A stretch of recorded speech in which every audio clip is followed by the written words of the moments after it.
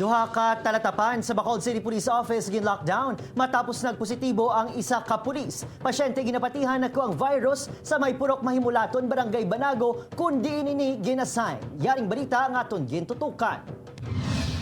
Humalin sa nag-arangka ang numero ng COVID-19 cases kagin lockdown ang purok Mahimulaton, Barangay Banago. Diri na destino ang pulis nga sa karon nagpositibo man sa virus. Una na record nga nagpositibo sa COVID-19 ang panday nga ginbawian sang kabuhi. Nagpositibo man ang 13 sini ka mga himata. Kag ang pinakabag-o among pulo ka mga residente lakip na ang ila purok chairman. Buta nga sunod sa BCPO, dakong posibilidad nga diri nakuha sang pulis ang virus. Start sina, ara na ginada siya nga daan.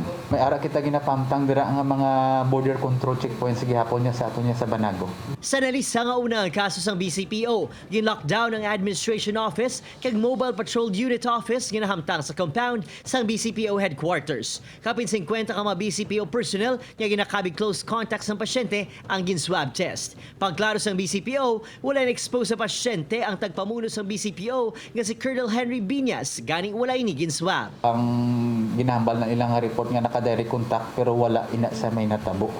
Kaya ato nga si Director ala sa headquarters. Sa magsaka na siya, wala dayaton nga CD.